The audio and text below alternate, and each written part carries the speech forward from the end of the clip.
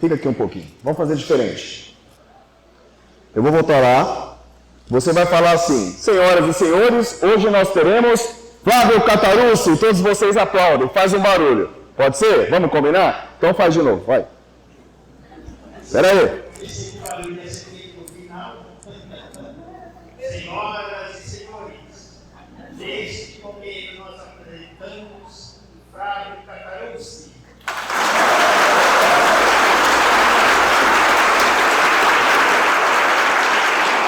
Obrigado. Obrigado pelo carinho. Por que a gente faz isso? Talvez amanhã você não se lembre de nada do que eu falo aqui em relação à parte doutrinária. Mas com certeza vocês vão lembrar dessa abertura, porque nunca apareceu nenhum doido aqui para fazer isso, né? E por que nós fazemos isso? Porque geralmente, quando que se aplaude o orador? No final, não é? Aplaude o orador no final. E olha que interessante, na nossa vida, geralmente quando que você dá os parabéns para uma pessoa? Quando ela consegue o sucesso. Mas e se ela não conseguir? E se na trajetória dela, ela deu errado? Aí todo mundo vai criticar.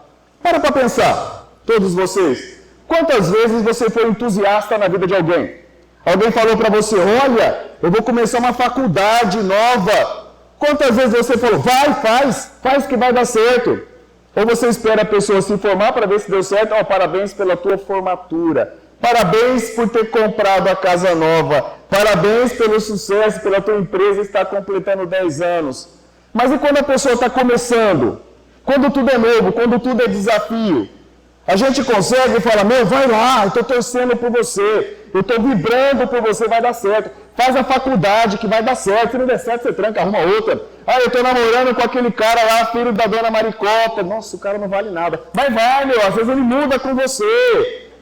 A gente é muito pessimista e quando a gente transmite para outra pessoa um pessimismo, reflete o próprio pessimismo que nós temos.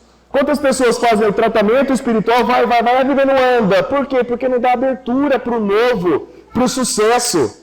O sucesso ele tem que estar construído. A hora que você começa, se você começa um empreendimento, seja qual for a coisa que você vai fazer na tua vida, já questionando, duvidando do teu sucesso, então não começa, que vai fracassar. Ou você, quando a gente estava lá no plano espiritual, preparando a reencarnação, a espiritualidade torcia pelo nosso sucesso antes da gente começar, mesmo sabendo que ia ser muito difícil. E realmente a reencarnação para alguns é muito difícil. Mas o que a gente imagina? A gente imagina o idoso de 80 anos voltando ao plano espiritual e sendo recebido, parabéns, depois que terminou a reencarnação. Mas quando começou, era tudo muito difícil. Eu tenho aqui aproximadamente de 40 a 50 minutos para mudar a vida de vocês. Eu não sou palestrante espírita. Eu venho aqui pelo programa de oradores da USE, fui encaminhado pela diretoria executiva da USE, do programa de oradores, para estar aqui hoje. Uma vez por mês, a USE encaminha um orador para falar aqui com vocês. Nos outros dias da semana, nas outras semanas, é a própria casa que escala. E o programa de oradores da USE é interessante que nós encaminhamos oradores voluntários para as casas mais pequenas, para as casas menores, mais distantes, que têm uma dificuldade de formar oradores da casa. E isso é muito legal, porque é uma forma que nós temos de difundir a doutrina espírita. E eu, como não sou orador, sou apenas um educador de trânsito, de vez em quando eu me ofereço para algumas palestras e vocês deram o azar de me receber aqui hoje. Deu? Encontrar essa janela aberta e estar aqui hoje. Então, se no meio da palestra, por ser educador de trânsito, eu falar para vocês, olha, 45% das vítimas de acidente de trânsito não usavam o cinto de segurança. Então, mais uma informação que vocês já vão guardar. Pode ser que não lembre nada da doutrinária, mas vão saber que 45% das vítimas de acidentes não usavam cinto de segurança. Então, pelo menos, use o cinto de segurança quando estiver como passageiro ou como motorista. Eu aprecio muito as escrituras, o texto bíblico. Quando eu era criança, morava com a minha mãe, lá em Araçatuba, que eu fazia o catecismo na igreja Santo Antônio de Pádua com a dona Terezinha Basiqueta, que era a minha carinhosa catequista, que ela contava os textos bíblicos e eu ficava pensando, nossa, que coisa maravilhosa. Mas será que aconteceu de verdade? Eu queria ser um católico feliz. Mas aí no meio do caminho veio uma tal de mediunidade que mudou totalmente a minha vida. Quando, hoje, o dirigente espiritual da nossa casa lá em Badia, a Fraternidade Maria de Nazaré, se manifestava no meio do texto Nossa Senhora que a minha mãe fazia. E era um caos. Imagina a gente fazendo o terço. No terceiro mistério, eu começava a transfigurar e falar com uma voz esquisita. Minha mãe não me batia, mas ela me contou para o padre, fez um monte de coisa. E aí que a doutrina espírita foi meio que caindo na minha cabeça e eu fui me apaixonando por essa doutrina consoladora. Mas voltando ao catecismo, quando a dona Terezinha Basiqueto contava as passagens bíblicas, eu ficava pensando, nossa, mas será que é verdade? Será que isso aconteceu mesmo? Igual o tema que nós vamos trabalhar hoje, a cura do paralítico de Cafarnaum, será que isso aconteceu mesmo?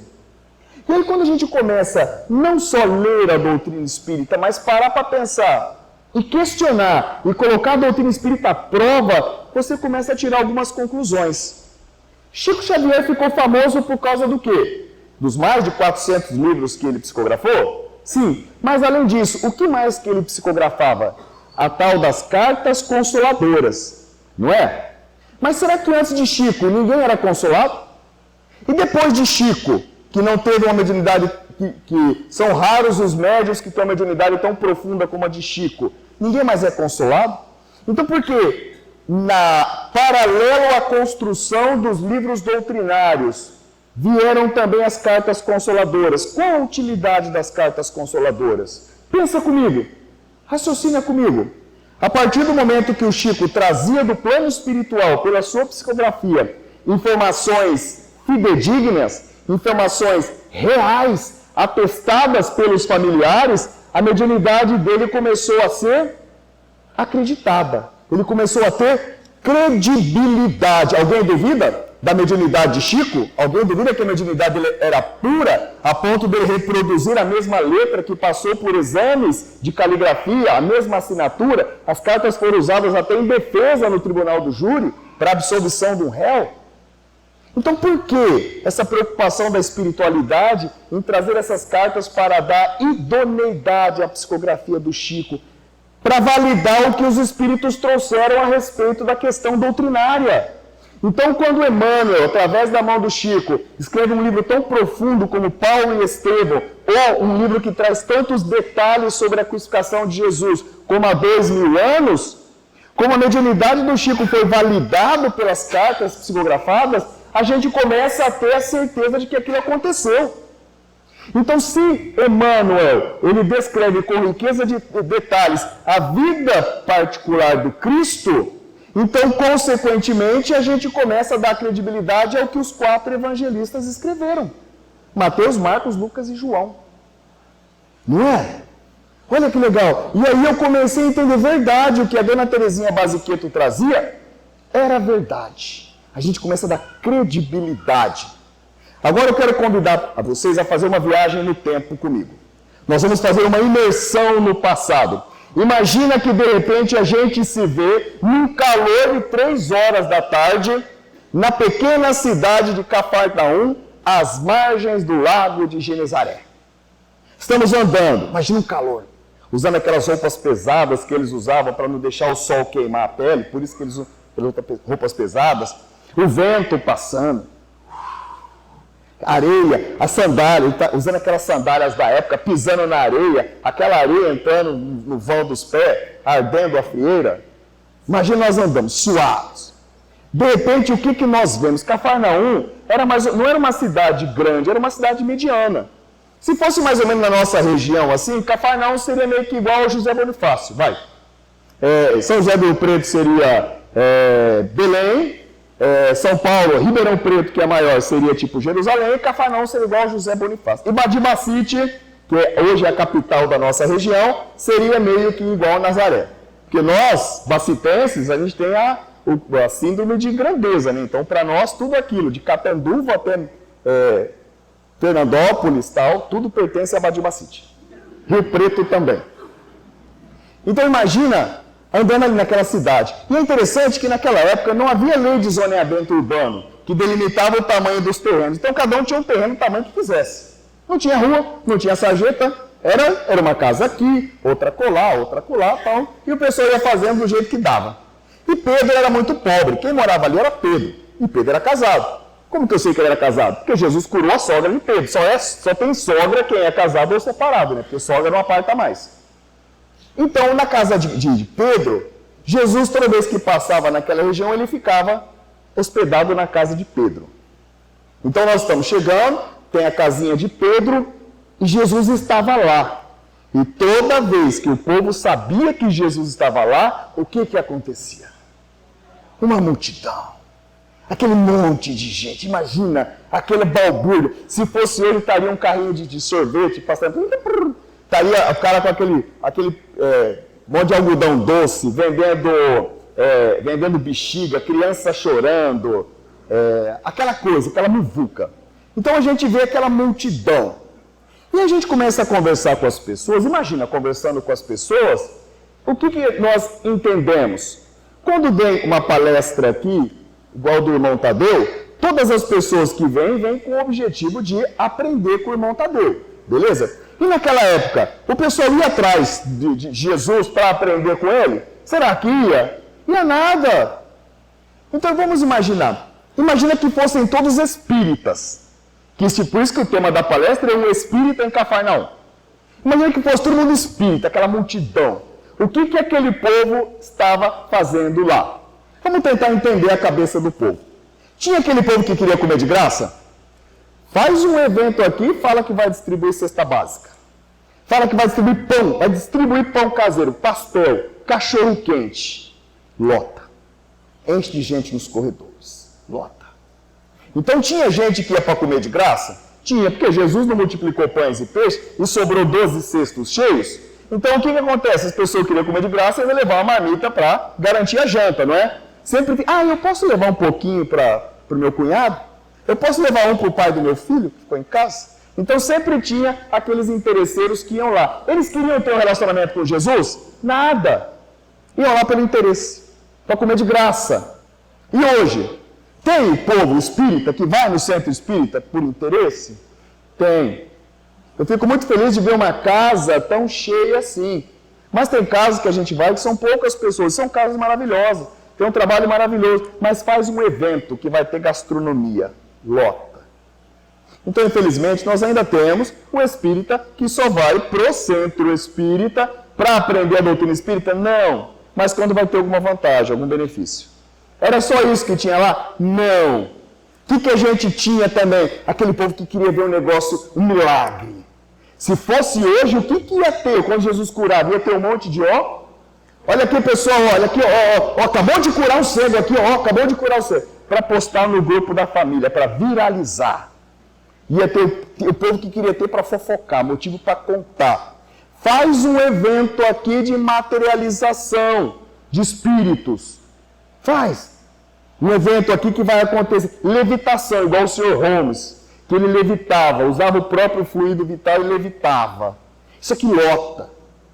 Fica a pessoa pendurada nas treliças, enche. Então, a gente tem um espírita que vai no centro espírita, que em busca de espetáculo, em busca de ver o fantasioso, essas pessoas transformam essa informação em mudança, em reforma íntima? Não. Não, as pessoas só veem, vai ter um cantor famoso. Aí a pessoa nunca deixa falar, eu vou para ver o cantor. É bonito, mas vai para ver o espetáculo. Só isso que tinha? Não. Tinha mais gente. E tinha um tipo de gente lá, os oportunistas interesseiros. O cara tinha uma unha encravada. Jesus curou, ele ressuscitou Lázaro. Jesus curou o cego de Jericó. Então vai curar minha unha encravada também. O indivíduo caiu do camelo, o camelo pisou no pé, ficou com o pé torto, e chegava arrastando o pé. Eu vou lá porque Jesus vai curar. Ressuscitou Lázaro, vai curar meu pé. Queria ter um relacionamento com Jesus? Não, queria curar o pé. O indivíduo era meio caolho, surdo de um olho, tinha um problema, um cálculo renal, alguma coisa assim. Ia lá porque queria que Jesus curasse. Não estava nem aí, se do lado tinha outro pior do que ele. Ele estava lá enfrentando o sol quente, a poeira, sede, o pipoqueiro, o sorveteiro, assoprando o negocinho, porque ele queria que curasse a dor dele. E aqui no centro espírita? Tem as pessoas que só vão no centro quando estão com problema? Tem as pessoas que só vão Agora eu vou apertar um pouco. Por causa da cirurgia, quantas pessoas que passam pela cirurgia se curam e não voltam mais? A missa de cura e libertação, que até foi proibida há um tempo. Não sei se ainda tem. Ainda tem missa de cura e libertação? Faz uma missa de cura e libertação. Lota. O pessoal nem sabe do que vai se libertar, mas lota. Faz aqui uma sessão, aqui, bota o médico, igual o João Arigó, Zé Arigó, que furava o olho das pessoas, cortava, lotava. Então nós temos as pessoas que procuram, e a doutrina espírita é para acolher, mas muitas pessoas buscam acolhimento material. E a dor da alma? Vai para curar um problema que tem no rim, no pâncreas, mas a mágoa que carrega no coração do irmão, do cunhado, que não fala com o pai faz mais de 10 anos, que é uma dor muito pior, que tem que ter as consequências piores do que a dor no pâncreas. Então a gente ainda tem hoje as pessoas oportunistas, e seria muito cruel dizer oportunistas, mas as pessoas que vão pelo problema, pela dor imediata.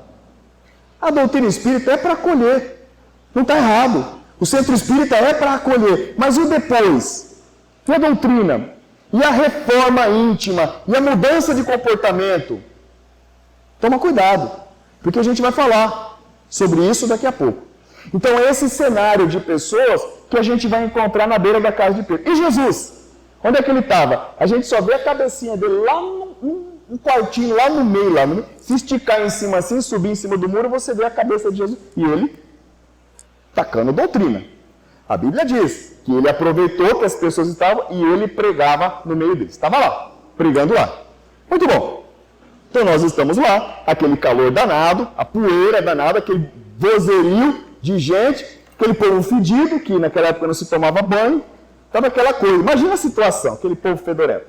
E nós lá, de repente, o que acontece no meio dessa situação? Imagina assim, de repente, me aparece, vira a esquina, 4 rapazes carregando uma cama. Uma cama. Está lá, no texto evangélico, está lá, trazia uma cama. Então imagina que na minha cabeça, a cama é o quê? É um estrado com 4 pés, cabeceira, peseira. Então os caras lá, cada um agarrando um pé, vem, trazendo a cama. E em cima da cama tinha um paralítico. Hoje não pode falar paralítico, é pessoa com deficiência. Então tinha uma pessoa com deficiência em cima, tudo torto lá. E os meninos, vem, chegaram lá. Aquela multidão, 200 metros daqui, 200 metros de gente, daqui até onde Jesus estava. Bom, vamos lá. Aquelas pessoas que foram lá para curar a bicheira no pé, aquelas pessoas que foram lá para criar unha encravada, não estava vendo que o coitado do PCD tinha um problema pior? Não estava vendo? Estava vendo? O que se espera que o ser humano minimamente educado faça? Abre o espaço para levar. Ajuda, né? Ajuda. Aconteceu isso? Não. Não aconteceu. Ignoraram. E eu acredito até que maltrataram. Igual maltrataram Bartimeu, cego de Jericó, quando ele começou a falar: Jesus, filho de Davi, tem misericórdia do meu povo. Falou: cala a boca, cego. Você está doido? Vai incomodar Jesus. Ele gritava mais ainda. Eu acho que até maltrataram os 4 jovens. Bom, vamos trazer para o dia de hoje. Quando chega aquele trabalhador no centro espírita motivado, quero fazer caridade, vamos arrecadar cesta básica, vamos fazer sopa, vamos distribuir para os pobres, vamos fazer marmita, sair para distribuir para todo mundo e tal. Na primeira dificuldade, o dirigente fala: olha, você pode fazer, mas não tem alimento no depósito, vai ter que se virar para comprar. Olha, não tem trabalhador, pode fazer. O que o espírita faz? A casa espírita não me ajuda. Tentei fazer um trabalho de caridade, mas a casa espírita não me ajuda. Bota desculpa e desanima. Então, se aqueles 4 jovens daquela época fossem os espíritas de hoje, eles estariam perseverantes? Falariam para o rapaz: olha, nós tentamos, mas não dá. Vamos te colocar no Uber e você volta para casa. Ou vamos chamar o SAMU para te levar de volta para casa. Mas não. Eles eram motivados. Imagina que isso aqui é uma palestra motivacional, né? Estou falando aqui para um grupo de empresários. Imagina, eles eram aqueles colaboradores que, acima de todas as dificuldades, eles eram motivados. Eles queriam atingir o seu objetivo acima de qualquer consequência, acima de qualquer risco. Então eles foram lá. Se não dá para ir por baixo, vai por cima. E o que eles fizeram? Como se fossem colaboradores motivados, eles romperam os obstáculos, criaram novos caminhos para atingir o seu objetivo de sucesso. Não se limitaram aos paradigmas estabelecidos pelo mercado e criaram novas formas de buscar o sucesso. Mas não é uma palestra motivacional, é uma palestra espírita. Vamos voltar para a nossa realidade.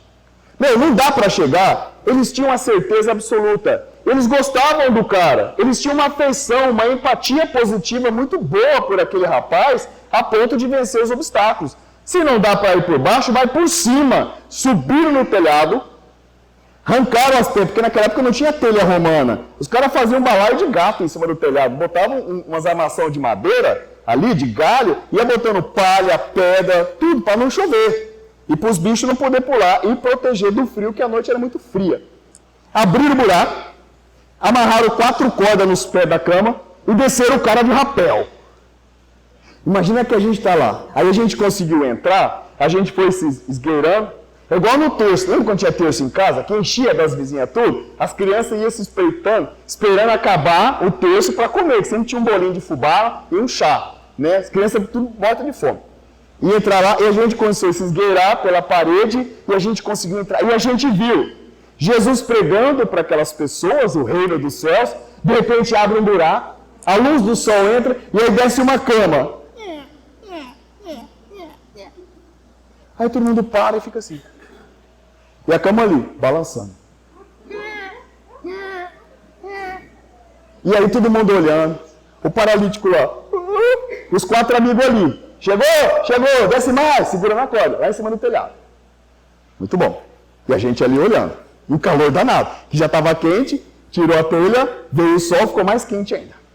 Aí Jesus, essa parte é legal, presta atenção.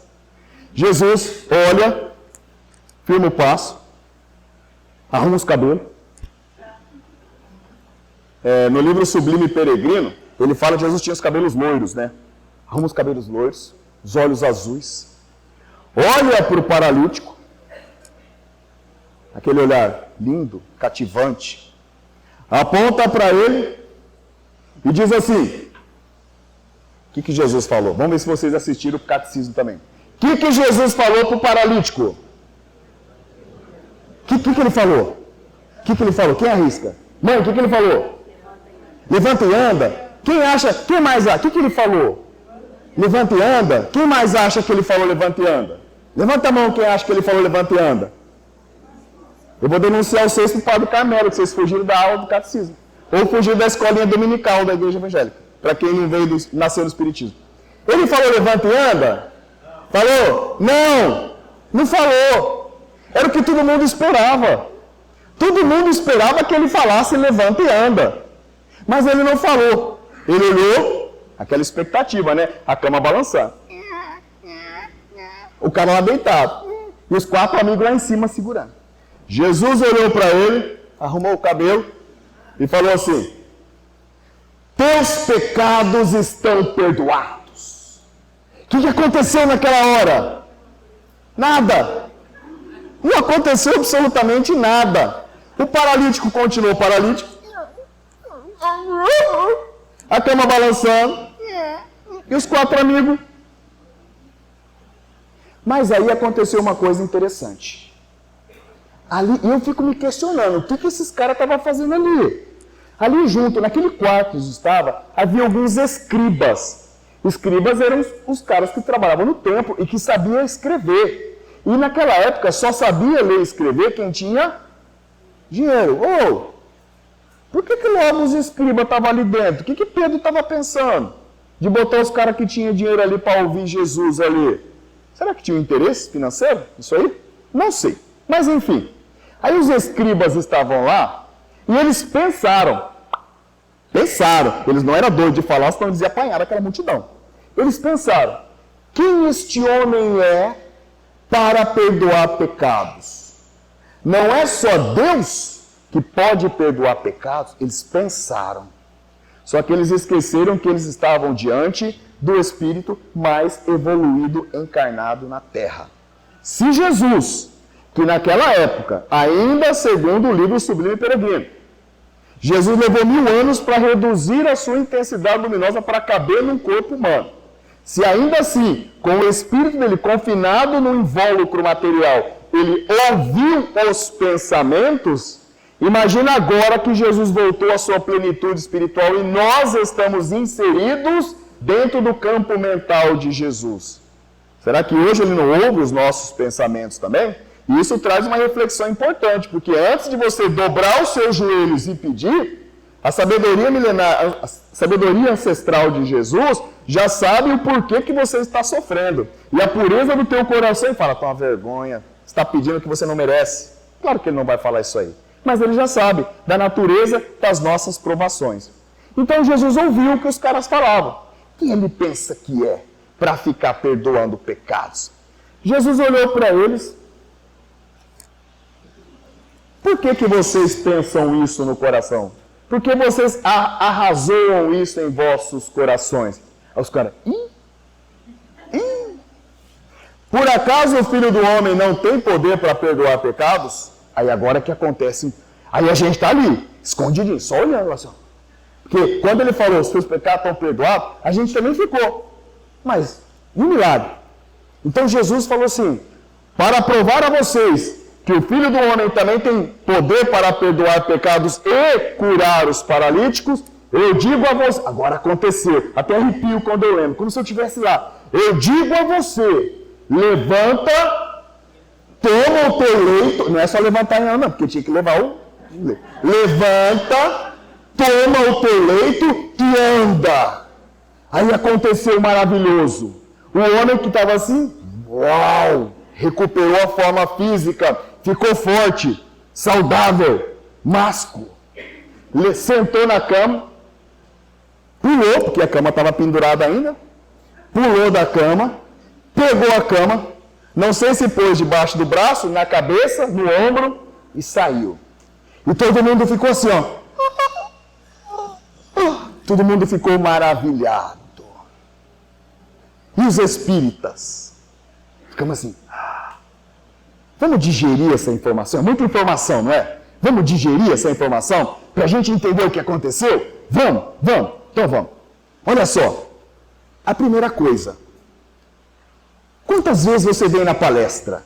Toda semana, não é? Há quantos anos você vem na palestra? Toda semana. Ouvindo sempre, cada semana, alguém diferente falando da doutrina espírita. Agora parar para pensar. Em quais momentos da tua vida, momentos de dificuldade, de provação, de conflito familiar, você parou para se lembrar daquilo que foi falado aqui para pontuar uma mudança de comportamento? Quando eu estou diante de uma plateia para falar sobre o trânsito, eu fico imaginando assim, todo mundo já ouviu falar que beber e dirigir, além de ser uma multa gravíssima, com fator multiplicador 10, multa de R$ 2.934,70, um ano de suspensão da habilitação, mas causa acidentes. Quantas vezes, pensando nesta estatística, você vai numa festa e deixa de absorver bebida alcoólica porque você ouviu na palestra que bebida alcoólica causa acidentes? Quantas vezes você foi fazer um deslocamento e você olhou para o banco de trás, assistiu uma palestra agora, eu falei para vocês que a falta do cinto de segurança é responsável por 45% das vítimas. Você olha para trás e fala para as crianças que estão pulando o banco de trás, bota o cinto de segurança, porque o palestrante falou que a falta do cinto de segurança é responsável por 45% das mortes. Quantas vezes? Quantas vezes isso muda? O que significa a ressurreição do Cristo, a paixão de Cristo? Por que Jesus morreu na cruz? Por que Jesus morreu na cruz? Vamos ver quem arrisca. Por que ele morreu na cruz? Qual o significado da paixão? Mãe, por que ele morreu na cruz? Para nos salvar. Digam, oh! Não. Jesus morreu na cruz para nos salvar. Digam, oh! Agora pensa comigo. Se em algum momento você está passando por um momento de dificuldade, você vai lá, está com uma dor nas paqueras, uma dor na paleta aqui, faz um exame e diagnosticou uma doença grave. Lembrando que Jesus morreu na cruz para nos salvar, essa informação vai aliviar a tua dor? Se o teu cunhado, numa briga, fala umas besteiras para você, E você fica profundamente chateado e fala para a tua mãe, eu não quero teu irmão nunca mais aqui dentro de casa. Mas você lembra que Jesus morreu na cruz para nos salvar e você reverte o teu pensamento, não, eu vou perdoar o teu irmão, fala para ele vir. Isso muda? Quantas vezes a informação de que Jesus morreu na cruz para nos salvar foi suficiente para pautar algum tipo de mudança de comportamento cotidiana? Para pensar. Eu vou fazer outra pergunta para vocês. Quem aqui, estamos numa casa espírita, cheia de pessoas que estão aqui para ouvir a doutrina espírita, mesmo que não sejam espíritas. Mas quem aqui acredita na reencarnação? Levanta a mão. Ei, maravilha. Que bênção. Maravilha. Pessoal que está assistindo aí, no YouTube, todo mundo levantou a mão. Tá bom. Mas você vive a reencarnação? Como uma realidade? Agora, deixa eu te perguntar. Quem aqui acredita no poder do fogo, que o fogo queima? Quem acredita? Tá. Só que você vai colocar o fogo à prova? Será que queima? Será que esse negócio queima? Vou acender o fogão? Ah, eu ouvi falar que queima. Vou colocar a mão para ver. Você não coloca. Por quê? Porque você sabe que o fogo queima. O poder destruidor do fogo não é uma teoria que você leu num livro. É uma realidade. E você não vai desafiar essa realidade porque você sabe das consequências. Se você colocar na tua cabeça que a reencarnação é uma realidade, você não desafia essa lei. Porque acredite você ou não, ela vai te pegar. Então vamos lá, quantas vezes Kardec pergunta para os espíritos, qual o verdadeiro sentido da caridade segundo ensinava Jesus? Benevolência para com todos. Quantas vezes você foi benevolente para aquela tua vizinha que varre o lixo e deixa na porta da tua casa? Pega o cocô dos gatos e deixa na porta da tua casa fedendo. O vizinho que estaciona o carro na porta, no teu portão e atrapalha. Quantas vezes você foi benevolente com ele porque você acredita na reencarnação? Além disso, benevolência para com todos, indulgência para com as imperfeições alheias. Aquele teu marido que vai dormir sem lavar o pé, fica com o chulé fedido, que ronca. Ou você tem um idoso em casa, o idoso treme, quando vai comer, derrama toda a comida ali, você dá uma bronca. Quantas vezes você foi indulgente para com essas pessoas porque você acredita na reencarnação? E por último, benevolência, indulgência e perdão das ofensas. Quantas vezes você foi capaz, não importa aquela fofoca que fizeram contra você na empresa e deu ensejo a uma demissão por justa causa. Quantas vezes você foi capaz de perdoar a pessoa que te denunciou injustamente porque você acredita na reencarnação? Então, se isso de alguma forma tocou o teu coração, a gente não acredita na reencarnação. É difícil, né? São coisas um pouco espinhosas, né? Então, muitas vezes, a gente vem num centro espírita, assiste palestras e em que momento que você parou, refletiu e mudou um comportamento que você teria, mas fez diferente porque você ouviu alguma informação que tocou teu coração aqui. Se faz anos que você vem aqui e isso nunca aconteceu, me desculpa, você perdeu o seu tempo. Se o que se o que eu falo aqui, se o que as pessoas ouvem, se o que cada orador fala, se não muda a vida dele e não muda a vida de ninguém, então nós estamos perdendo o nosso tempo. Espiritismo na cabeça é informação. O Espiritismo ele passa a ter utilidade quando ele transpõe uma ponte difícil, árdua e espinhosa até o nosso coração. Espiritismo no coração é mudança, é transformação. Aqueles escribas que estavam naquela salinha, que viram a cama descer em cordas, eles estavam antes disso ouvindo da fonte, ouvindo as verdades espirituais da boca de Jesus. Eles estavam compartilhando ali do halo energético da presença de Jesus. Você quer um motivo maior para mudar de vida? E mesmo assim, passando a tarde inteira ouvindo Jesus pregar, falar, mesmo assim eles duvidaram. Se aqueles caras que estavam na frente de Jesus duvidaram do que ele estava falando, quem somos nós para ir ao centro espírita ouvir um pecador que tem muito mais pecado do que vocês falar sobre as verdades da doutrina espírita? O que nós estamos fazendo aqui? Mas vamos entender. Deixa eu pegar minha cola aqui, porque eu entendo de trânsito, mas eu não decoro a doutrina espírita. Tem uma cola aqui.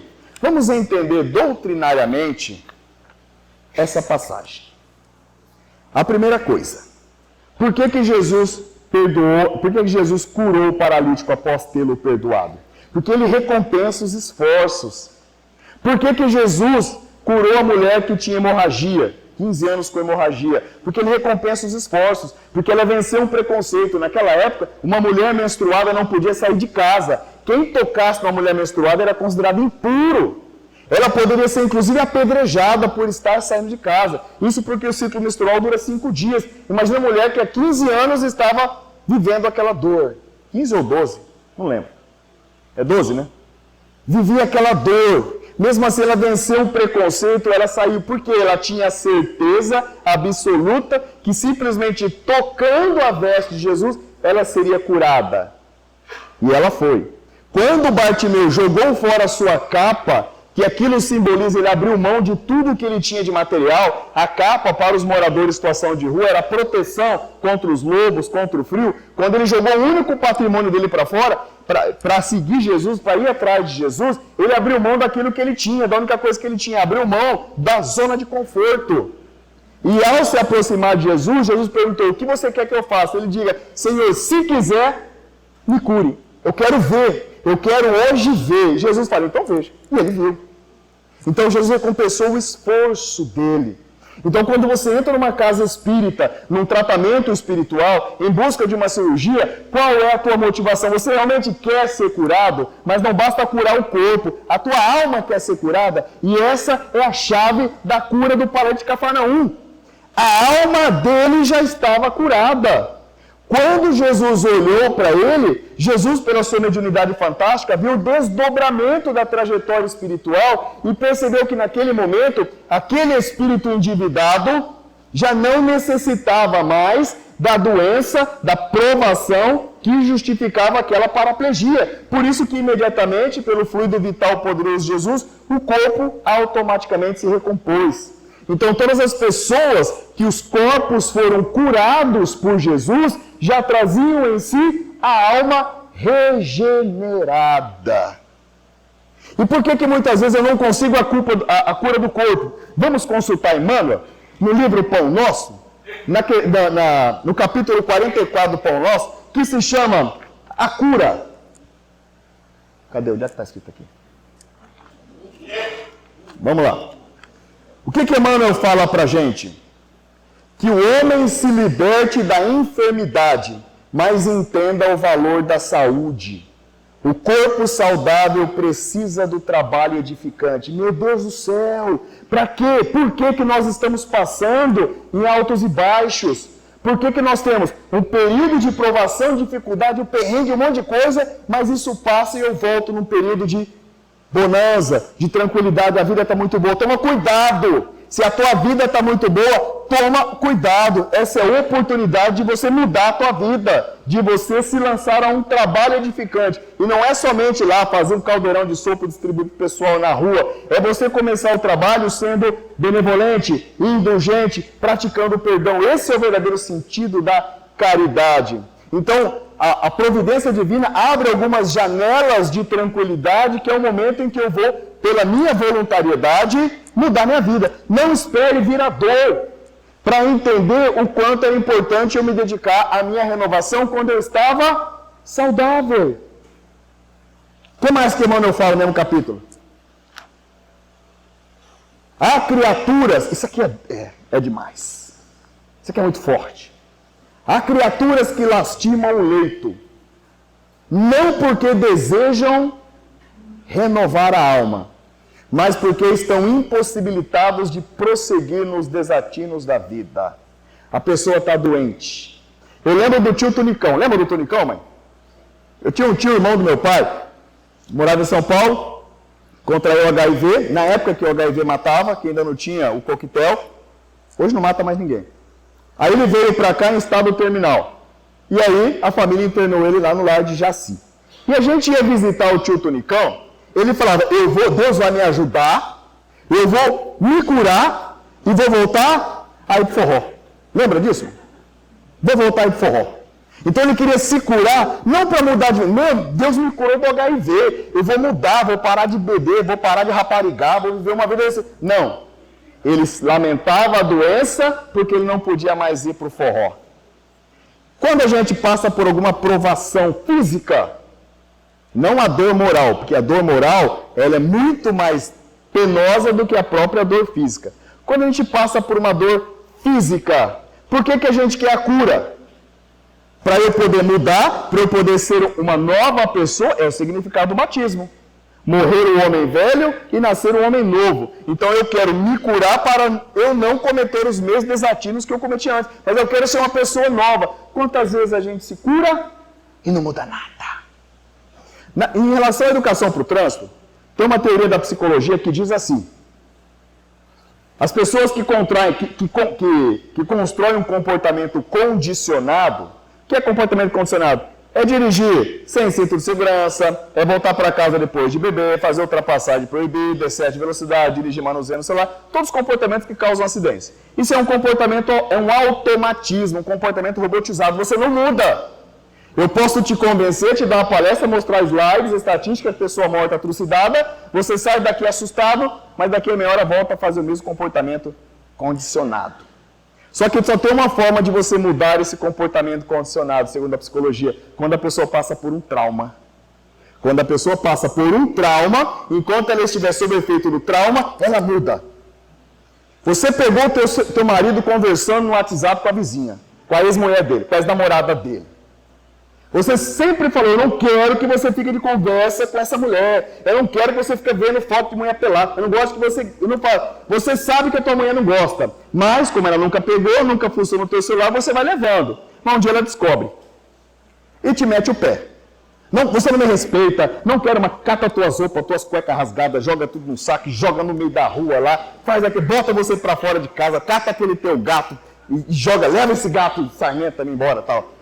O cara, ele vira um santo, não vira? Da noite pro dia, jura, manda flor, aí começa a comprar, entope o cartão de crédito presente. Compra flor, manda, hoje não tem mais aquelas mensagens de amor, lembra que parava um Uno com a caixa de som na frente e fazia, oh Marlene, esta é a mensagem do Josival, lembra disso aí? Manda mensagem de amor, faz tudo, enquanto a mulher está emburrada. Aí ela cai na lábia do traste e volta com ele. Passou o período, voltou a bonança. O que acontece? Ele volta a fazer a mesma coisa, porque é um comportamento automático, um automatismo. Na nossa vida espiritual, quando a gente está passando por um perrengue, e aí as pessoas, a gente tem tratamento espiritual lá no centro, a pessoa vem fazer a triagem, narra um monte de coisa. Eu estou com problema, eu estou com ele, está dando errado, eu estou desempregado, não sei o que lá, está tudo dando errado na minha vida. Aí o que a pessoa fala? Porque eu fui num amigo que é médium, e ele jogou as cartas e viu que fizeram uma macumba para mim. Pronto, a pessoa vem diagnosticada, não tira mais esse diagnóstico. Aí eu falo, tá aí, o que esse médium propôs para tirar essa macumba? Ah, me cobrou R$1.500. Eu quero que você tire sem cobrar nada. Meu, vou te falar uma coisa. Sugiro a leitura do livro do Divaldo, que se chama Trilhas da Libertação. Psicografia de Manuel Filomeno de Miranda. Conta uma passagem em que as trevas estão se articulando para traçar planos para derrubar aquelas pessoas que estão tentando se levantar. Principalmente os dirigentes de trabalhos espíritas, cristãos e tal. E aí eles traçam 4 pilares para derrubar as pessoas. Primeiro pilar, o sexo. Segundo pilar, a vaidade. Terceiro pilar, a riqueza. E quarto pilar, o poder. Quando a tua vida está dando errado, está indo tudo para trás, parabéns. É Deus agindo na tua vida para te educar. É o teu planejamento reencarnatório funcionando. Porque as trevas não vão fazer a tua vida ir para trás. Porque eles sabem que se fazer a tua vida ir para trás, para onde você vai? Para a igreja. Eles não vão botar você para procurar o adversário deles. Então o que eles fazem? Eles querem te derrubar dentro daquela esfera que dá prazer. Dentro daquilo que dá prazer. Se não cai pelo dinheiro, cai pelo sexo. Se não cai pelo sexo, cai pelo... Ou cai pelos 4 ao mesmo tempo. Então quando vier aquelas propostas mirabolantes que amaciam o teu ego, que te dá prazer, que te faz feliz, já tem o ditado, né?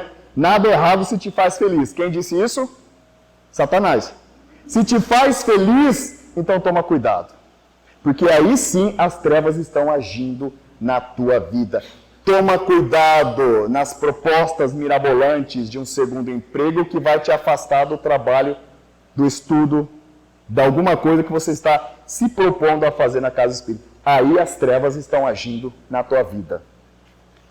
Mas vamos continuar aqui que já está acabando o nosso tempo.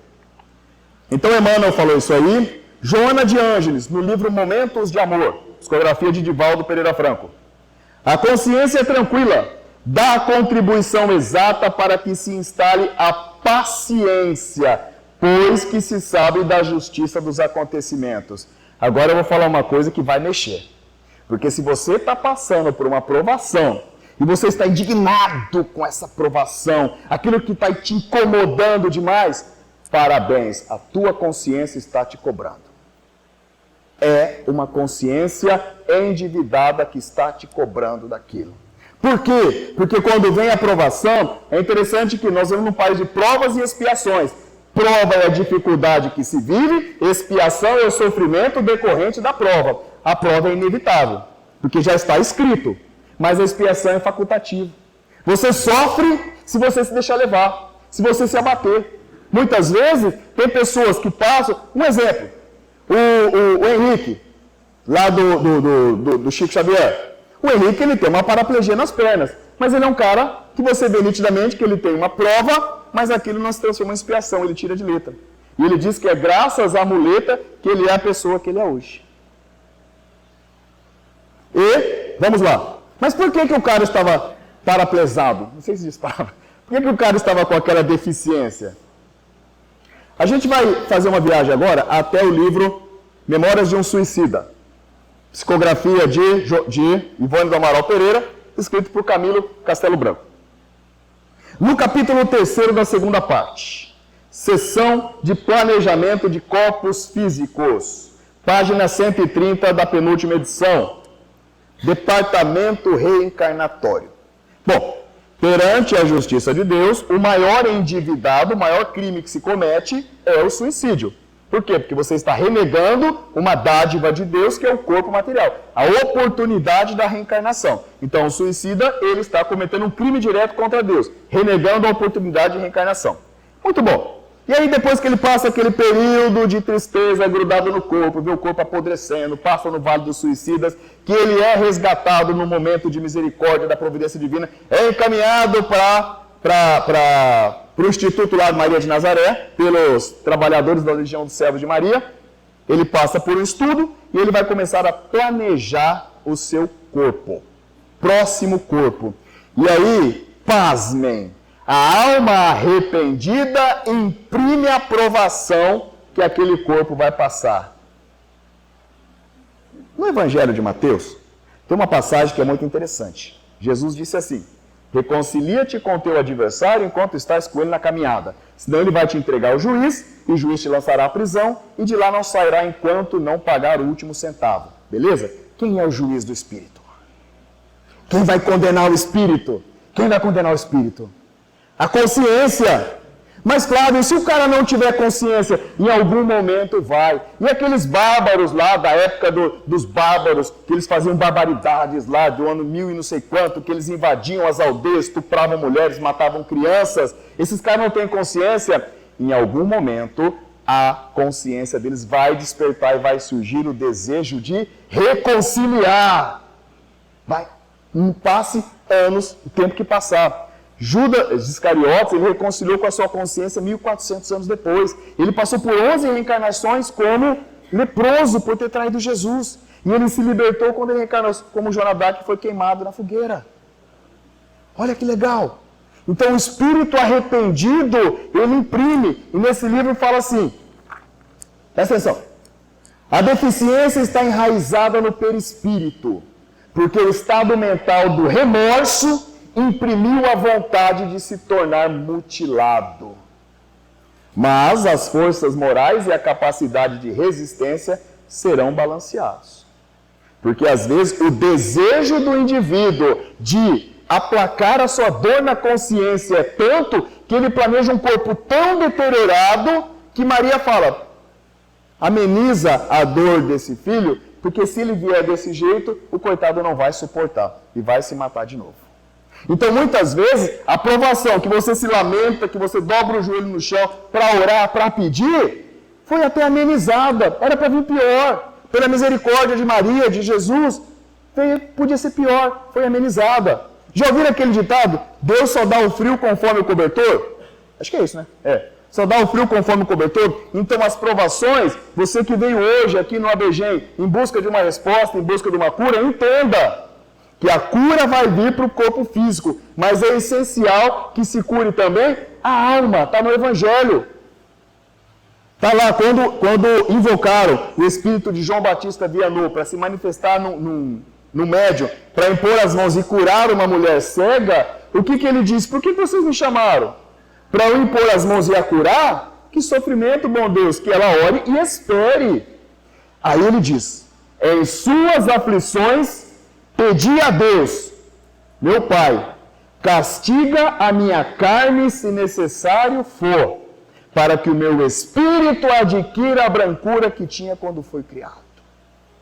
A dor que nós passamos é uma necessidade, é uma imposição da nossa consciência arrependida.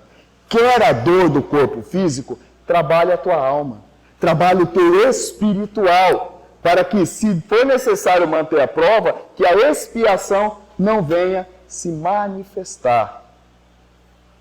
Ainda falando a respeito das nossas faltas, desta janela de oportunidade, eu quero finalizar trazendo uma orientação que Emmanuel nos traz.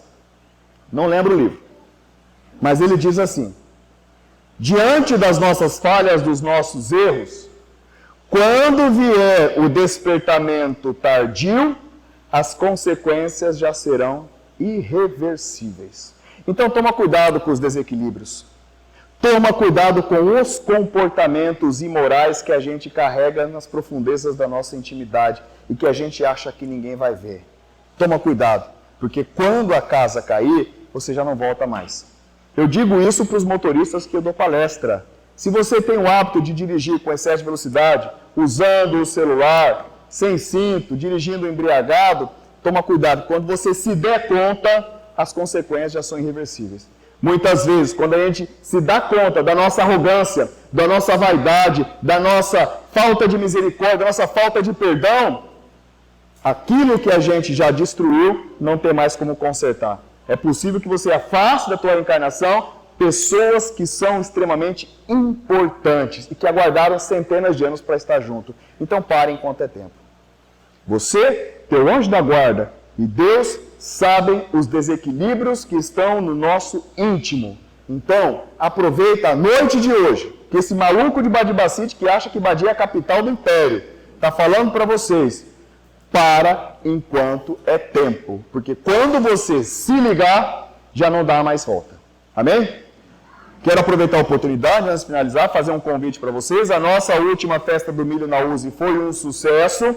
Então já marque na sua agenda, dia 7 de junho, um sábado, nós faremos o Arraiá da USE, ali na União das Sociedades Espíritas, perto do Rio Preto Shopping. Já garanta já a tua participação, que essa festa vai ser um sucesso. Agradeço ao meu amigo Antônio Crepaldi, agradeço a todos os amigos aqui por me darem a oportunidade de estar aqui. Agradeço à espiritualidade superior pela paciência de me aceitar aqui e agradeço a vocês que estão sentados aí, me dando a oportunidade de aplacar um pouco do que eu carrego na minha consciência, compartilhando essas reflexões com vocês. Muita luz, muita paz, que Deus abençoe a todos. Obrigado, pessoal.